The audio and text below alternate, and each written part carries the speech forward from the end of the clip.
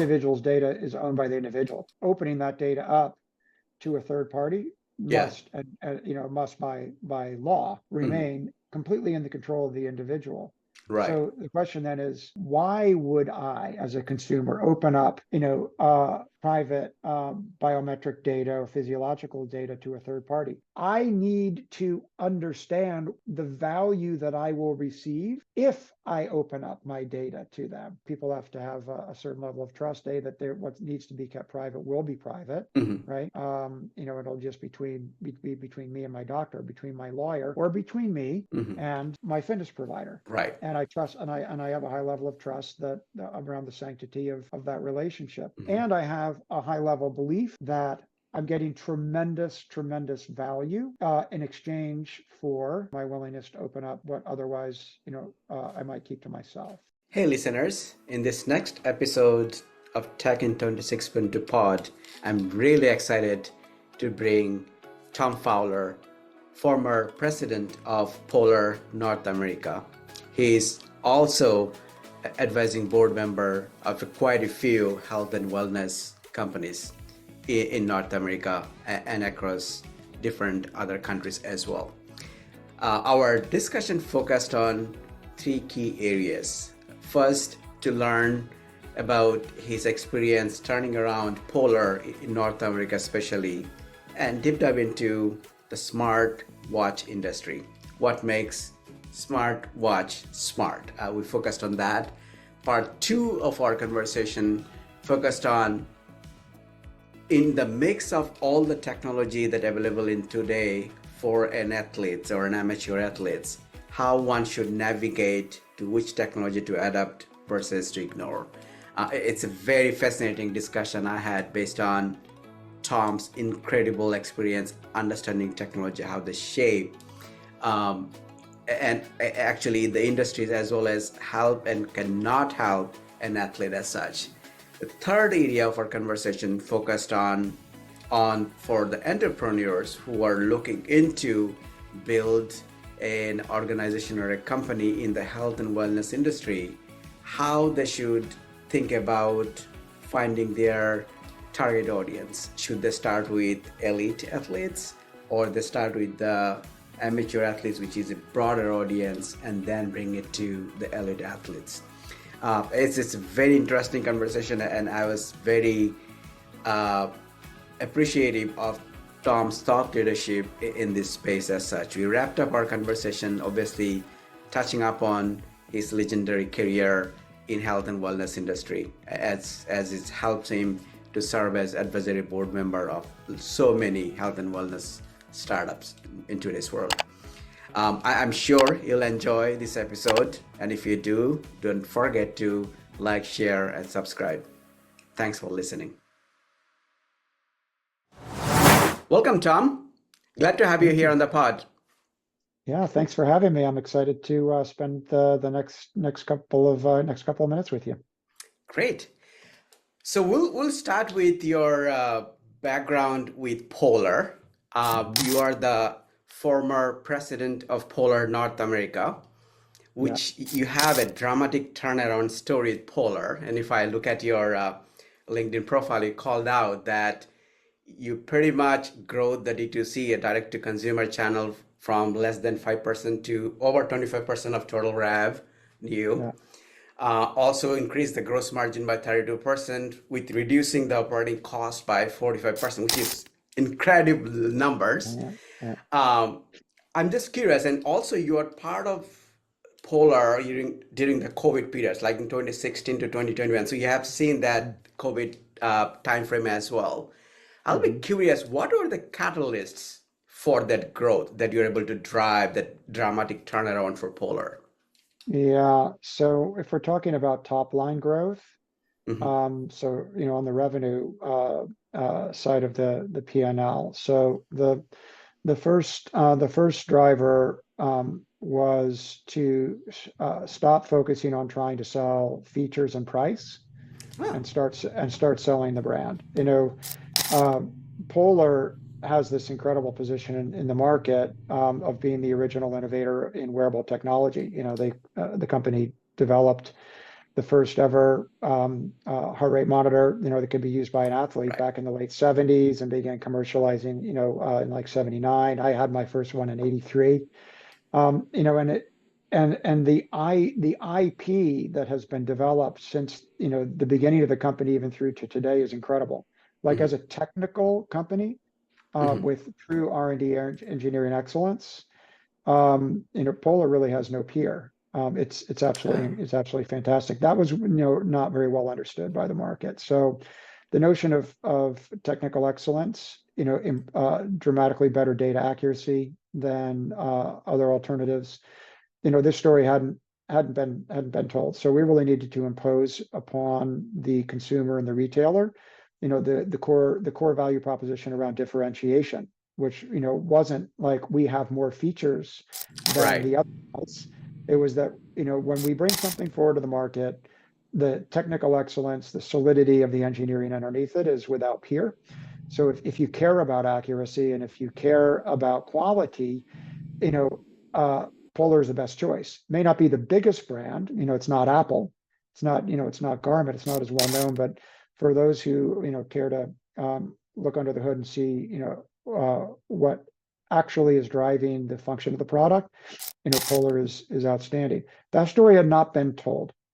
I see. Once we I see. started telling that story, it allowed us to get away from a discount-driven pricing strategy. It allowed us to resonate with core performance-oriented markets in a way that they hadn't necessarily appreciated, and made us increasingly, on a split decision where, a lot of good products on the market, but, we could win once the narrative shifted over to our areas of strength. So that was number one. Number two, curiously, most people, when they think about revenue expansion, they think about, expanding the retail footprint, and open up Right. the distribution. Right. And in Polar's case, prior administration had done exactly that, um, Hmm. with like reckless abandon. Uh, Okay. Polar could have been found in Walgreens drugstores. It was present at Best Buy. It was present at Dick's. It was present at Costco. Oh, I wow. mean, this made no sense, And, the T's and C's on that those retailers impose upon a small brand were onerous and never got negotiated. So we were getting our face ripped off, not only in terms of product sitting and not checking through, but it was just getting hammered on price, which made our core channels, notably our own web shop Hmm. and sports specialty retailers, super disenfranchised, because they're like, well, we can't make any money with your stuff, so therefore we're not going to emphasize your stuff, and we're going to even delist it. I see. So, a really, kind of counterintuitive thing that had to be done was, I had to fire a ton of retailers, like, Oh, wow. and had to negotiate out of those very onerous contracts that had, one-sided return rights and associated fees. We were able to navigate to avoiding all of them, I see. which is a story for another day. But once we got our channel footprint cleaned up, Mhm. then we could lift the pricing structure back to RRP. People started making money. When they start Mhm. making money, they start emphasizing the product, I see. and you start to increase the velocity of sales. So that was I would say was the second thing. And then third thing, was in this category, a lot of product is bought on Amazon. It's a fact. Right. Right. So establishing a much higher level of competence and excellence in our relationship with Amazon, and B, our execution performance, Mhm. um, with Amazon, dramatically drove dramatic increases in volume on the platform, but not through discounting, not through discounting. It was all about leveraging AMS, getting the pages right, getting the equivalent of SEO right. So Mhm. this was key, because Amazon's such a critical channel in this segment. I see. So I think that, the combination of those pillars, in a nutshell, were the key drivers to not only improving the gross margin, but also improving the top line. Oh, that's amazing to know. And as you shifted the story from features to kind of the core strength of Polar, which is kind of the accuracy, did you Mhm. see that it resonated with a certain market segment of athletes versus the other segments?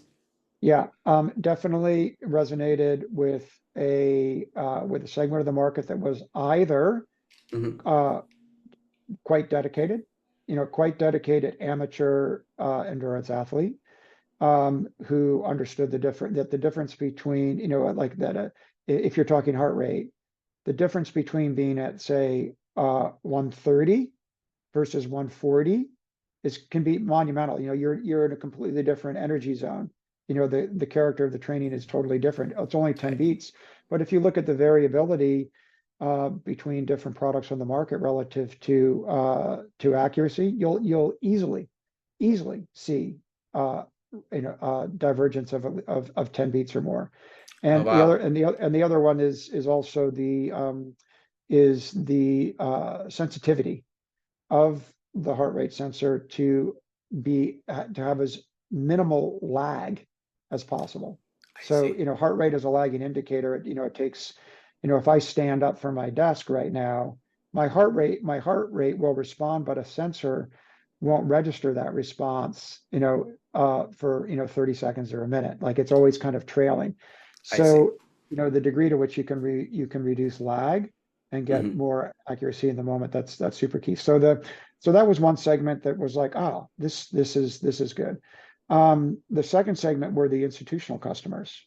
Oh, So okay. we're talking, we did still do, the company still does a really robust business with the United States Department of Defense, US military, US Marshal Service, elite sports teams, in the five major US sports leagues. These folks don't fool around.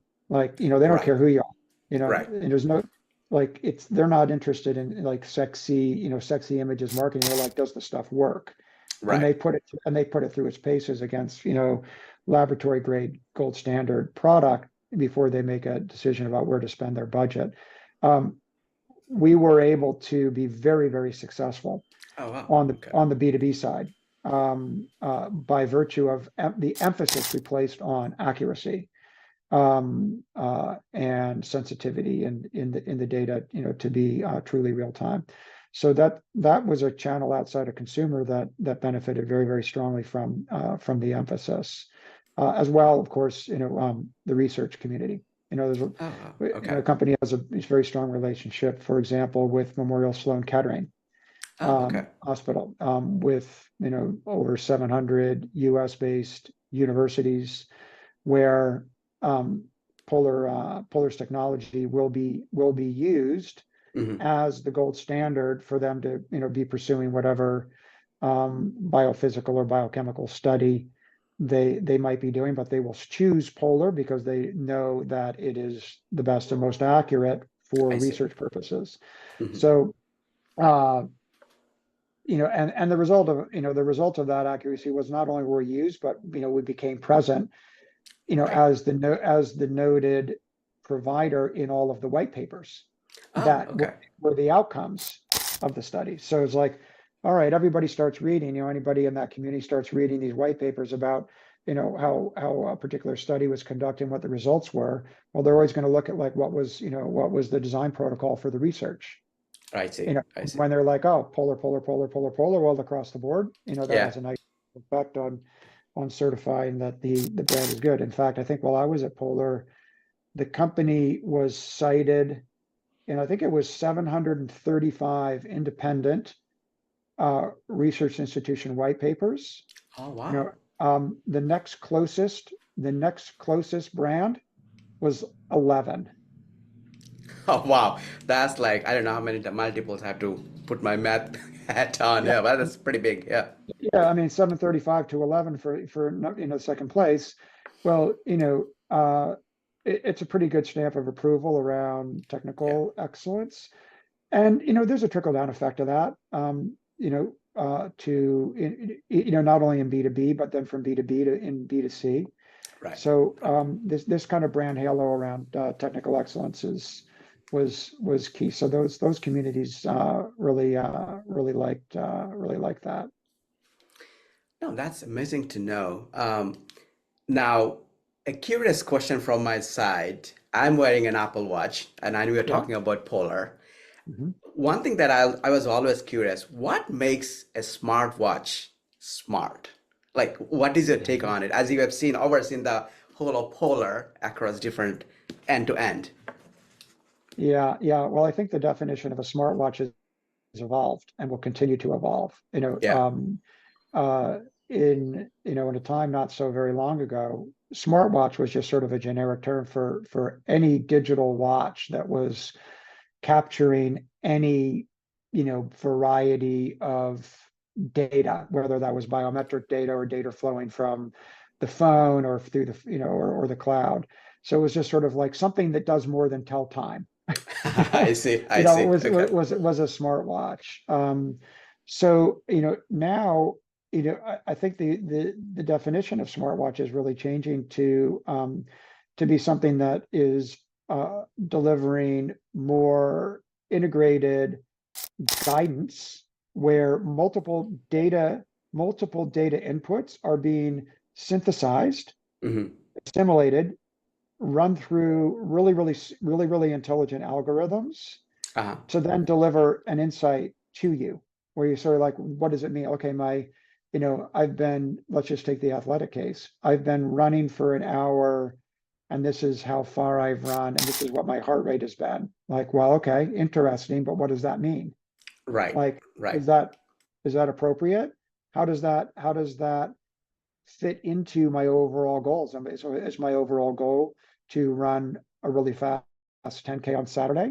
Is my overall goal to lose weight? Is my Right. overall goal like, just stress release and relaxation? Am I Hmm. a cardiac rehab patient? I see. Yeah. So it may be that, if you, let's just take an easy example and say somebody goes and runs 7 miles in 1 hour, so 8:30 per mile.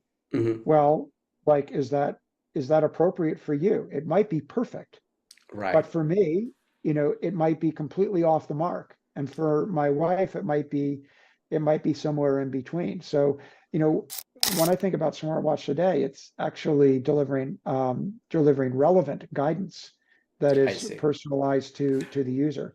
Mhm. Similarly, what we're seeing now is our non-biometric inputs feeding into that guidance. I see. So, you start to not only bring biometrics in, but you can start to bring environmental metrics in. Well, how hot is it?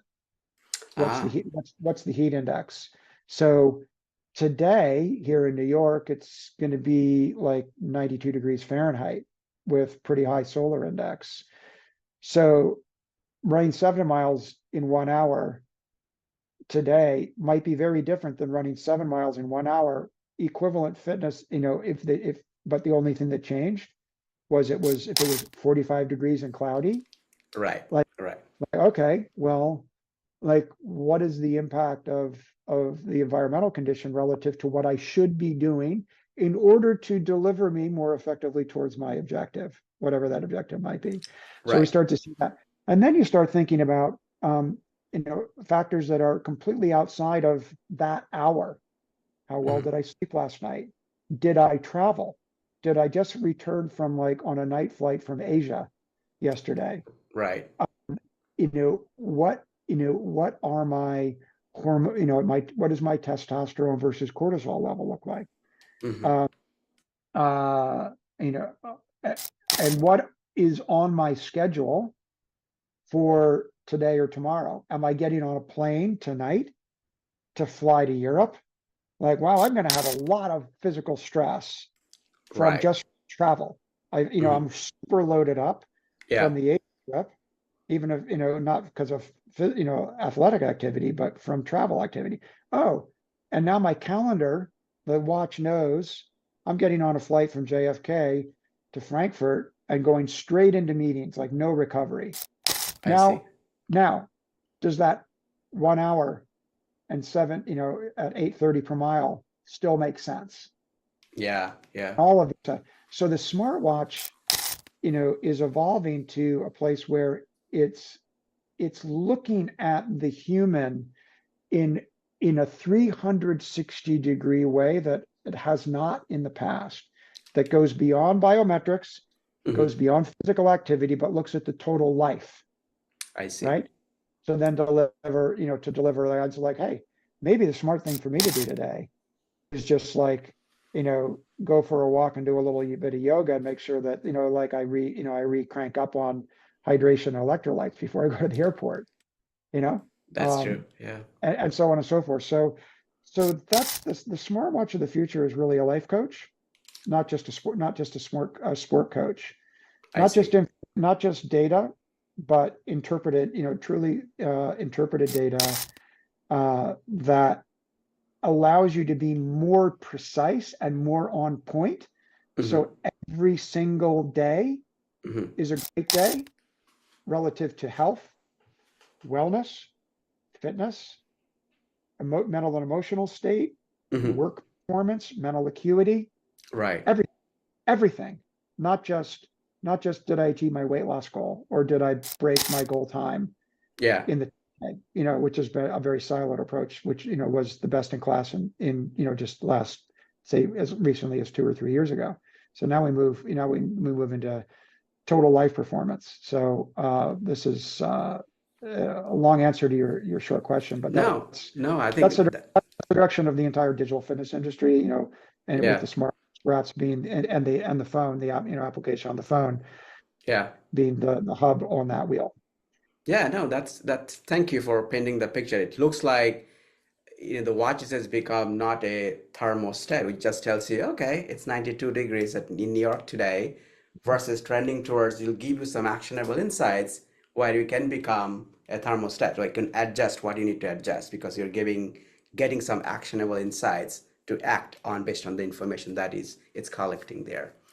Yep. So this would be a good segue to a dear topic of mine. I know we chatted a little bit about it in our last week as well, which is with so much available in the marketplace today for an average athlete, or even if you're for elite athletes, it's a different story because you have a team to select what to use. But with all these technologies available today, how an average athletes or amateur athletes who are trying to improve their decide which one to use, which are not to use, what is the right fit for them? What would be your kind of take on that? Yeah, well, that's a highly personal decision, Right. and I would say that it is important Mm-hmm. because so many of the products are quite good. Uh-huh. I got on the soapbox about Polar's excellence, Mm-hmm. and rightly so, but that's not to disparage Garmin or Apple, or any of the others that, they make perfectly good products. Right. Um, so, um, as is the case, for example, with eyewear, right? Let's Yeah. take sunglasses. Okay. We all know that it's a good idea to wear sunglasses, Mm-hmm. for a whole range of reasons. But if the only sunglass option that were available to you were really ugly, Yeah. right? No matter, even though you knew you're supposed to wear them, you'd be disinclined to wear them as consistently as you ought to, Mm-hmm. because you don't like the brand, you don't like the way they look, you don't like the way they feel, even though it's good for you. Mm-hmm. It's kind of like flossing, right? Like we know we should, but Yeah. like I'm gonna guess that if you're like me, maybe there are a few days here and there where you don't do what you know is in your best interest. Watches are no different. The face is the most precious real estate on the planet. People are super particular about what goes on their face.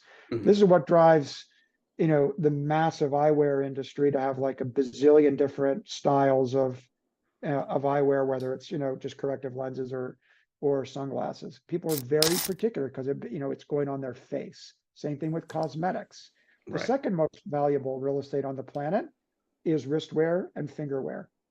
Mm-hmm. This is why there also are bazillions of different watch brands and jewelry brands, because people are very particular about what goes on their fingers and their wrists, because it's a statement of personal expression.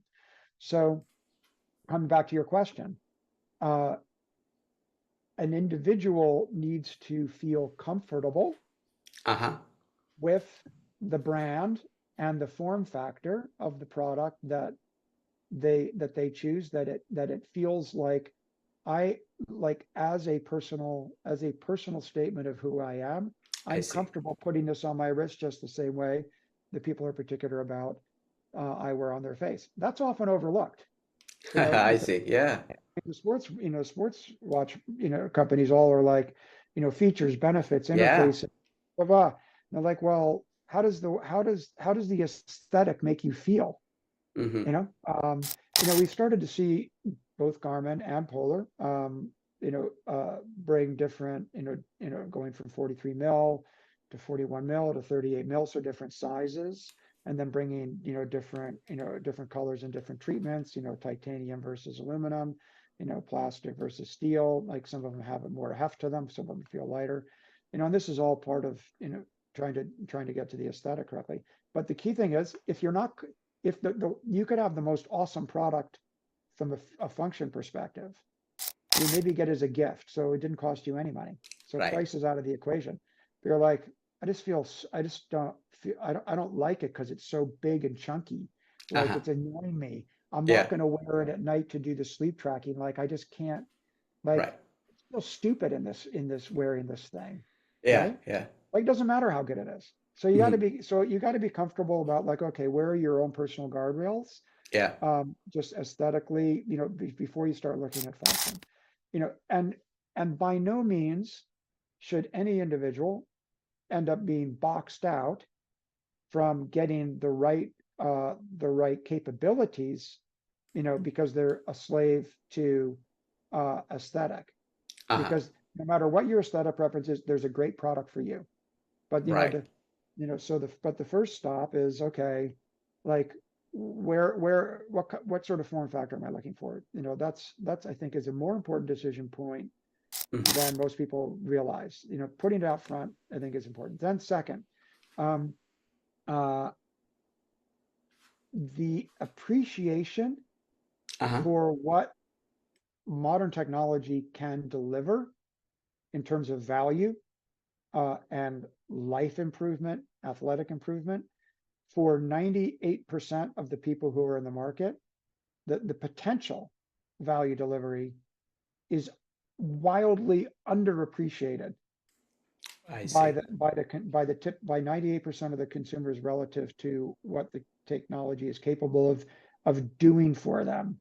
Mm-hmm. So um, a lot of people approach a technology purchase with their history in mind. They say, well, all I really need to do is, like, basically I need a glorified stopwatch, and and maybe, like, I want to see, like, distance and time, and maybe, like, heart rate. And they're like, Uh-huh. that's what I've always done, so that's all I'm gonna do, Uh-huh. Yeah.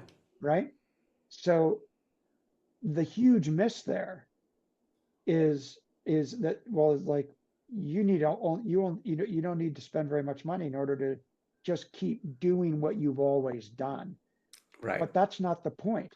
Why are you thinking about parting with two, three, five, $700 in the first place, right? Is it to keep doing exactly what you already have been doing? No, you should be adopting a mindset. Once I present this to people, they go like, yeah, you're right. Um, there's I am leaving opportunity on the table by not being more open-minded to embracing the full capability that these apps and technologies on my wrist can deliver. As a result, um, my guidance always, and this is not just relative to wearable technology, it's with skis, bikes, any piece of performance sports equipment. Uh-huh. Always punch above the the capability that you think you need. Buy Oh, a better product, a more fully featured product than you think you deserve, or than that you think you will make use of. Because if right. you have it in your hand, like, you will use it. You know you've made a bigger investment. You're like, I need to get value out of this thing. You're going to ski more days. You're going to explore the capability of the ski more richly than you would if you had something that was more mid-range. Same with watches. Um, and it, but if you gate yourself and say, well, I only need something super basic, well, welcome to the world of being average. Welcome to the world of, Yeah. I'm like, no, and that's not that your mindset. If you're thinking about parting with a bunch of money for a new device, Mhm. it's not the outcome that you actually wish to achieve. So don't compromise, Right. Right. you know, No, but, that's a but but go into the new purchase with an open mind to exploring all its, the fullness of its capability. yeah. No, that's a great perspective. It goes same like I exactly did the same thing that you just painted the picture. I needed this basic thing. I ran tracks. I had to make sure that I'm stopwatch. I have the features, and then a couple of basic features. But as you get to more, you started to see, oh, it can add value to my routine or the training or the goals I'm trying to chase, and you upgrade because it was already there because I Yeah, upgraded purposely. yeah. That makes total sense. Now, debating a little bit on this topic. So we talked about, an outside as you are looking at technologies, how to leverage that. Now, there is a trend that we have seen that more and more health centers are adopting more and more technologies to Hmm. help the members to upgrade their lifestyles or help different ways there. Hmm. As you advise, or you are part of advisory board of a lot of health and fitness tech organizations, Hmm. Hmm. and you have visibility into what the trend in the industry is from outdoor to indoor side. What do you think is the cascading impact of adoption of technology for the user as well as for the maybe the organizers or the health centers itself? Yeah, yeah. Well, this is one of my favorite topics. So, Okay. yeah, let me try to summarize. And in fact, if you want to get a little more insight, I actually just yesterday Uh-huh. threw up a short post on LinkedIn Oh, okay. on this exact topic. Oh, great. Um, Sure. I'll yeah, put in the link. Yeah. feel free to check that out. But the so let's look at it from the fitness center perspective first. Sure. Um, in the not so distant past, a fitness center was a place that people paid money to for the privilege of walking through their doors in order to exercise. That Hmm. was it. I pay Yep. you money and you provide a facility where I can go, do any number of different physical activities for 45 minutes to an hour or so, might be typical, right? That was it. Very binary, very one-dimensional relationship. Um, and the same was true of the digital fitness companies, the home fitness companies. The favorite example, of course, is Peloton, just because everybody knows them, but they're not Right. alone Right. in this. Where Peloton said, "Oh, great, you spend a couple of grand on a bike. We deliver these spin classes to you, and you pay us a fee. You buy the bike, and then you pay us a monthly fee. Very straightforward." Um, the problem with both of those models, which the industry now is rapidly evolving away from, Hmm. is their binary nature, Right. their siloed nature. So, you know, Peloton's debacle is, well chronicled. The bloom went off the rose. People said, you know what, I like, isn't there more to life than riding a spin bike, with an instructor, you know, doing kind of the same thing, and people got bored and they move Right. on. They want to try something different. Hmm. Immediately, Peloton becomes irrelevant to that Hmm. consumer. And even at Peloton's peak, when they were, their typical user was engaged with in an activity on their Peloton bike, like 25 days a month, right? Hmm. So, if you say, all right, well, that's like 5 days a week and it's maybe an Right. hour. So it's 5 hours a week. It's an hour, less than an hour a day average. Like, you're saying, Peloton, that you are only relevant to your consumer for 5 hours a week. Like, what about the other 835 hours? In other words, Right. irrelevant. Hmm. So the moment that people are like, I'm kind of over riding my bike indoors, like poof, you go to zero, and a lot of Pelotons end up on the curb, waiting to be picked up by the scavengers. The same was true of the fitness centers. So, I see. people would say, oh, like either either it's convenient for me to go to this fitness center, Mm-hmm. or in which case I go, and I'm motivated and inspired and I go, Mm-hmm. but then I fall off the wagon I and see. I leave, because all that fitness center means to me is exercise. Right. So now, courtesy of wearable technology, and other factors, uh, the fitness center can be the hub on the wheel of an individual human's entire life, where we know as a fitness center, not just that you came through our doors, but we know you chose today to go for a run, or to go for Right. a swim in the at the pool, or Mm-hmm. that you flew in from Asia last night I on a see. night flight and are leaving to go to Europe tomorrow. Mm-hmm. Um, we know what your we can know what your sleep score quality is. Um, so now our ability to serve you Mm-hmm. and to deliver value to you and to cater to your life reality just went through the roof, right? If we're connected to you in ways that go beyond the time you spend inside our walls. Then second, of course, are outside of the wearable world, are all the different domains of health and wellness support that can be brought inside the walls of the fitness center, whether that be physical therapy and rehab, for somebody recovering from an injury, could be cardiac rehab. Yeah. Yeah. Um, it can be nutrition and stress management, Mm-hmm. coaching, mental and emotional health and wellness. And you can even, start to see some of the operators moving even into medical, where they're having, orthopedic MDs Oh, on wow. staff Mm. to be able to assess you. So whether you're, no matter where you are on the journey, or what your objectives are, um, that the fitness center, enabled by wearables and service expertise inside their walls, becomes more than a place to exercise. It becomes a place where you go for like holistic life performance management. So wearable technology, of course, because of its 24/7 tracking capability, Right. is a great sort of quiet monitor of like, well, is all this stuff working? You Uh-huh. know, Right. from a data perspective, is the person benefiting purely from a quantifiable metric based, perspective?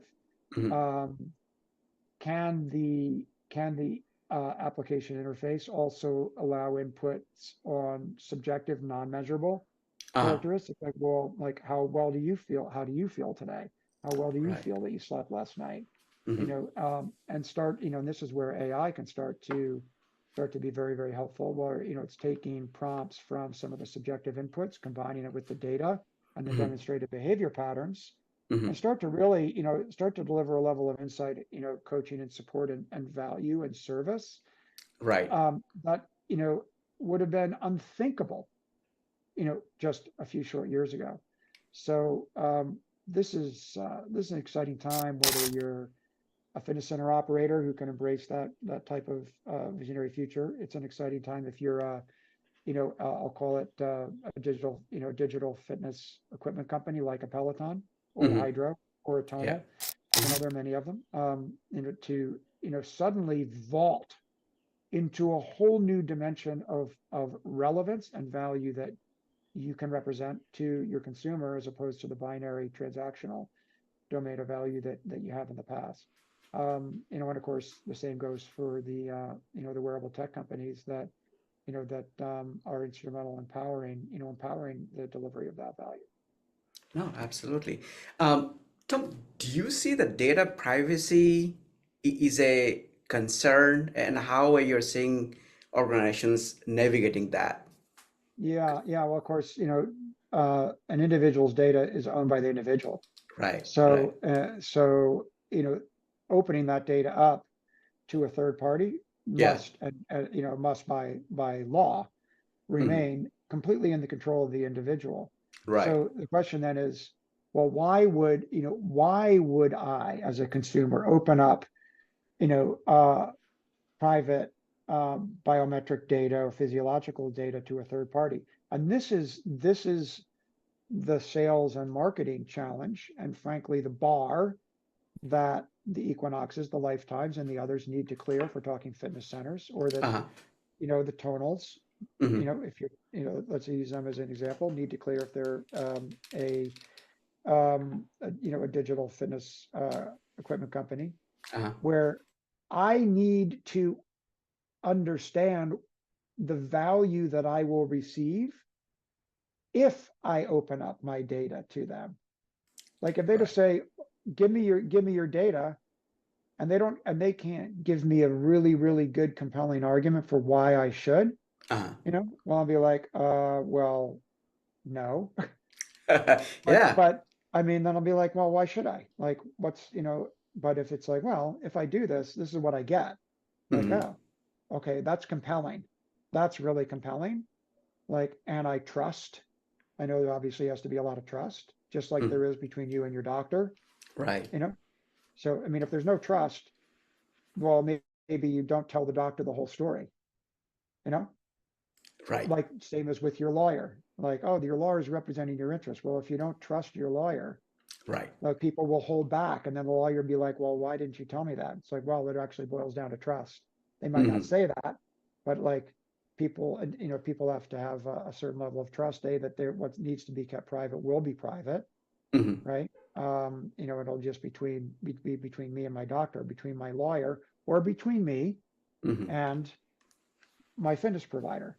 Right. And I trust, and I have a high level of trust that around the sanctity of that relationship.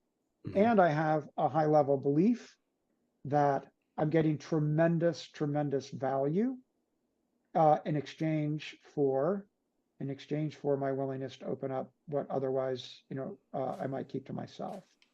So, from and I think that's excellent because it obliges Mhm. the fitness center or the tonal, just using them as examples, to be really, really good, right? Right. Like you can't kind of fake it and sort of say, put a bunch of smoke and mirrors and blah blah blah blah Yeah. around something that's not real, Mhm. and isn't really powerful in terms of consumer value delivery.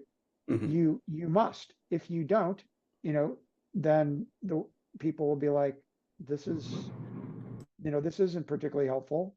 Um, so I'm going to retract, or I'm not going to do it in the first place if I'm not convinced.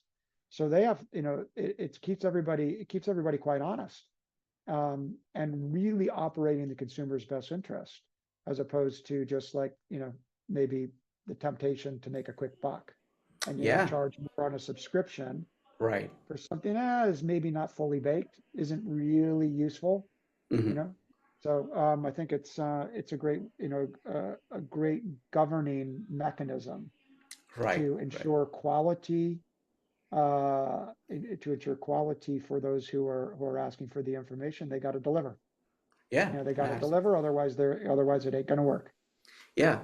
Plus, they have to deliver because I would think those fitness centers or facilities are not that kind of affordable range. Like they're not playing with, say, Planet Fitness for just an example, and range. They're probably are more equipped, or it will be more on the expensive side for the Yeah, folks who are being part of it. So they have to deliver the value for the amount they're spending too, as well. yeah, Yeah, yeah, yeah, yeah. For sure. I mean, you can charge Ferrari prices if you deliver a Ferrari. You right, can't charge right, Ferrari prices if you're delivering, say, an entry level Volkswagen. It right, doesn't mean the entry level Volkswagen isn't a perfectly good car, right, but it's not a right, Ferrari. So you right. got to, and when you buy a Ferrari, Hmm. okay, you're buying a lot of things, brand prestige, product performance, a lot of emotional value there. but the service level that Ferrari delivers to a Ferrari owner, like, and the entry to that community, is extraordinary. And let's just say there's no way your garden variety Volkswagen dealer down the street, I'm not picking on Volkswagen, there's no way that a typical Volkswagen dealer could even think about that. They don't even know what it is. So you got to, Right. but you got to align your pricing according to, and then live up to that pricing position in terms of the complete, character of value delivered, and be very clear about what that value is. So there's complete alignment and delight. Right. And when a customer says, yes, I'm going to throw down, $200 a month, $500 a month, in the case of some of the even more, super gems, in case of Equinox, it's 40 grand a year, Yeah. but be very, very clear that, like, yep, that's what we charge. And here's the amazing experience and value that you get. Well, now, like, for folks who are considering whether to do the $40,000 a year Equinox program or the $500 a month program with somebody else, or the $200 a month program, with, say, Lifetime, Hmm. it's not $15 a month with Planet Fitness. Right. But they're Yeah. going to go like, oh, I understand the value. Then the company delivers on the value Right. and then some, Hmm. and the person ends up with a better outcome than they had imagined. Hmm. And now 200, 500, 1,000, 40,000 is just like, oh, that was totally worth it. Right. Right. Right. But if Right. they don't Absolutely. deliver, the customer is like, I feel like I got misled and maybe even ripped off. It's Yep. it's kind of a split. It's one way or the other. So, Yeah. if you're going to play at the premium end, Hmm. it's a bit of a crucible. You need to deliver exceptional experience and value consistently every day. Otherwise, you can lay yourself into a world of hurt pretty quickly. Yeah. Yeah. No. So, in a great analogy, I love the Ferrari versus entry-level Volkswagen, just for an example analogy you picked up. Now, just going back to your background, Tom, a little bit, and I think this is primarily would be a question from a say health and wellness technology startup that you're looking at. Now, anyone who is starting up in this industry has the option of looking at starting with the pyramid of either with the top athletes or the elites, or you can they serve the masses. As you work with a lot of startups or organizations in the health and wellness, especially in the tech sector, is there kind of a clear formula where which direction someone should think about, top of the pyramid or bottom of the pyramid or somewhere in the middle? How, what would you recommend for someone? Yeah, yeah. Well, it's a really great question, and the answer is there's no one recommendation that Right. applies to every company. Each company is different, um, but there are a couple of principles Hmm. that I think uh, are applicable universally. The first, is the concept of first understanding who your core consumer is, or your core, or core customer. Like, who are they really? Like, really, really. Like, and uh, you know, Seth Godin, and I didn't make this up. Seth Godin, I picked this up from him. He talks about the minimum viable audience, the Oh, I see. MVA. We MBA. talk Okay. about minimum viable product, minimum viable audience. Like, what is the smallest, narrowest group of people who are going to love what you're doing? Like, who are they? Like, and narrower is better, Hmm. right? I see. Narrower is better, because if you're a startup, you don't have a lot of capital. So you Hmm. need extreme focus. So, understanding who the MVA is, and then building for them. Hmm. Now, maybe that MVA a is a small, subset of a very large market, Right. or maybe it's the entirety of a very small market. Right. But understanding which it is, and there's not one right or wrong answer, but the thing, the emphasis has to be on minimal. So I first, see. getting very, very sharp around around that. And that's key because that's where you need to focus first. Mm-hmm. With your MVP, those are the people who are going to understand the value of what you're building most readily. So the cost of getting them on board is the lowest, I see. and their tolerance for imperfection will be highest. That's a great point. Right? Yeah. Which is critical when you're talking about, MVP introduction, which Mm-hmm. by definition means probably not the sun, the moon, and the stars, and probably, a little bit rough around the edges. So you need an MBA that has, a certain level of tolerance for imperfection. That is critical, and then lean into the second principle, which is, which I am a huge proponent of lean startup principles. Okay. Which is, bring the truly minimum viable product to the truly minimum viable audience, with the intent exclusively that to validate and invalidate, to learn and refine. That's it. I Like, see. you're not trying to scale, trying to just like validate and invalidate which aspects work and don't, which aspects resonate and don't. Mm-hmm. What do we, where do we need to focus the next round of product or service development, to emphasize, where the bullseye is, and discard the stuff that isn't working or nobody cares about. That is often very different from the thesis that the founder had when he or she went into it. It's dramatic how often the founder needs to decouple from their own beliefs, based on the feedback that they get. So that's the second super important thing. Once you've gone through those paces, you understand where you fit on the market map. Then you understand, like, where is the real potential for this product or service? How are people perceiving it? And then you can map a both go-to-market strategy and a product development sequence and timeline, that obviously intersects with GTM. Now, does that land you as the kingpin in a tip of the spears, like sort of high performance position? Like, then it's like, all right, that's where we're at. Like, if we don't like that, maybe we're in the wrong business. I see. Yeah. Or does it land you in like, oh, okay, well, like, this is an application or service that will, like, is for all, like, high volume, low price fitness operators, I see. like they're gonna, like, we have validated that they will love it. Well, now, if we don't like that, maybe we're in the wrong business, or maybe we need to change this. But understanding who you really are as a business, and where you fit, where you resonate, from a position from which excellence can emerge. That's the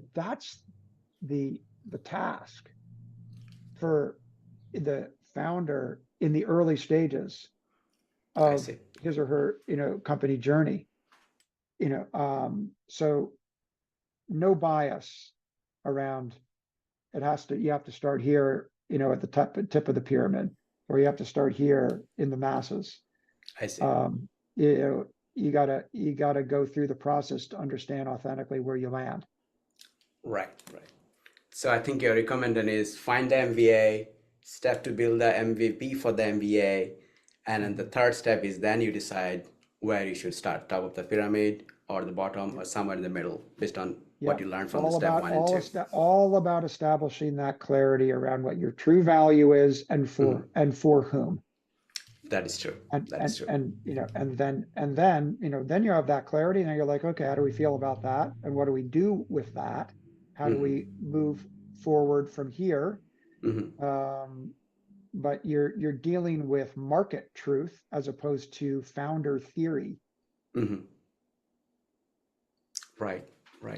Now, I cannot wrap up our conversation without getting some insight or guidance from your background, especially the illustrious career that you had, Tom.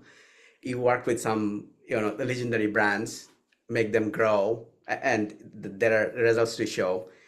If you have to recommend someone who wants to follow, say, Tom's footsteps, like what are the key learnings so far or retrospective you have that to pass into someone else? Yeah, I would give a couple of pieces of advice. One of which is, represented by my own uh, trajectory, and Mhm. another which is, boy, I wish somebody had told me to think about that.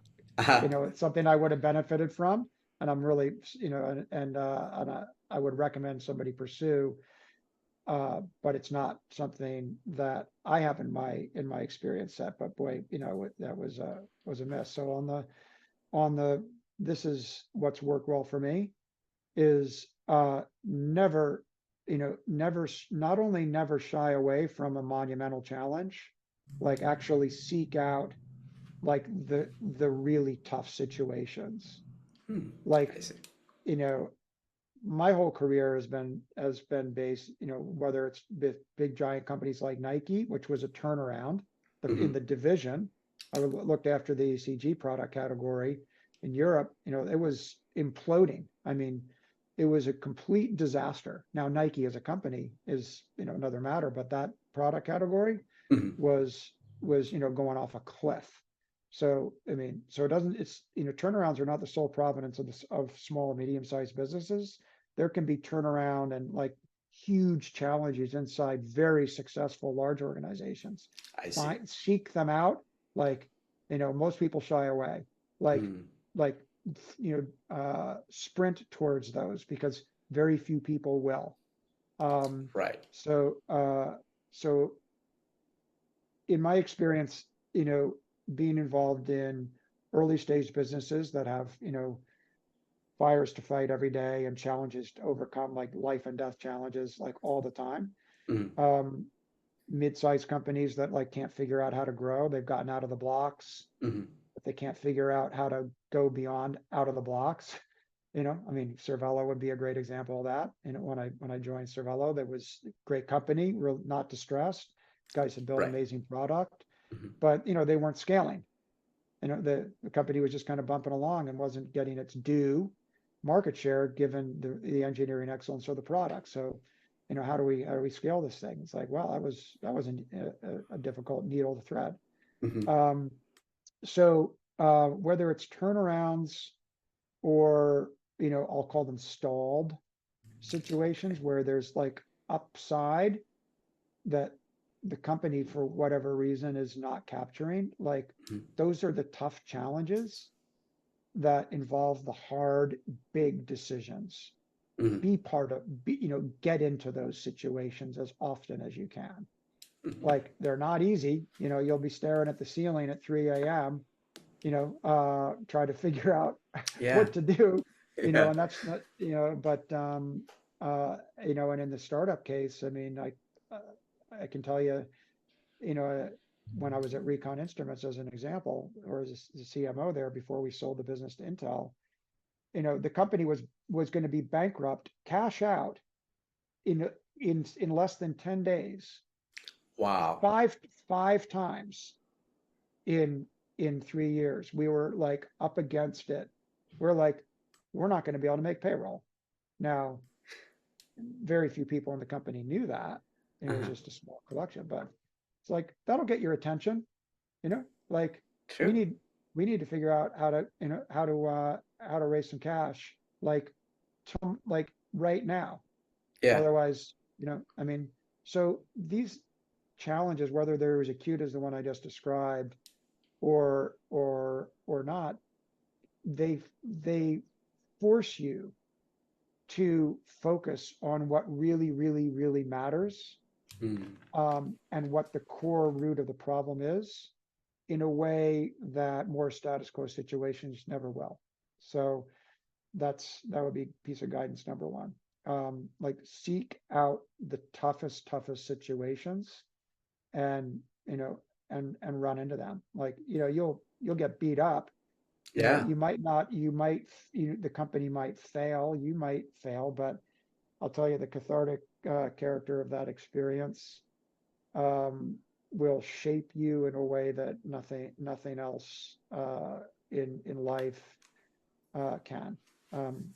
So that's one. Now, the thing I never had that I really, really would advise somebody to try to get in their toolkit is an incredible mentor at the senior level in a very sophisticated company. Somebody who's been through the grind, is very sophisticated in their intellectual process, and who is willing to take you under their wing.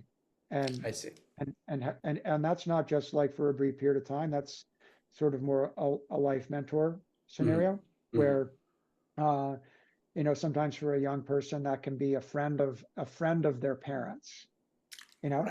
Right. It rarely is the parent, but it can be a friend of the parent. But seeking out a mentor or a group of mentors who are willing to invest in you through their time, and really be that life guide, and maybe having a couple and nurturing that relationship. Sometimes it could be your boss, right. But it doesn't have to be. It doesn't have to be in your company. It could be. It doesn't have to be. But having the wise men and wise women counsel, that are on your team for long periods of time, invaluable. Now, I see. I only figured that out late in life. Now, I've got a bunch of folks who are I turn to for wisdom and guidance, and in many cases it's sort of symbiotic. We sort of help each other out. But I wish I had done that as a 25-year-old, as a 30-year-old, as a 35-year-old, and it just I didn't. But and it made the road harder unnecessarily. I see. No, that's the great piece of advice. I really appreciate that. And thank you so much, Tom, for your time today and sharing a couple of the areas that you touched upon. I'm sure it would be incredibly valuable to the listeners of this pod as well. So thank you once again, Tom. Yeah, it's been a pleasure. Fun to chat with you, and look forward to continuing the conversation offline. Absolutely.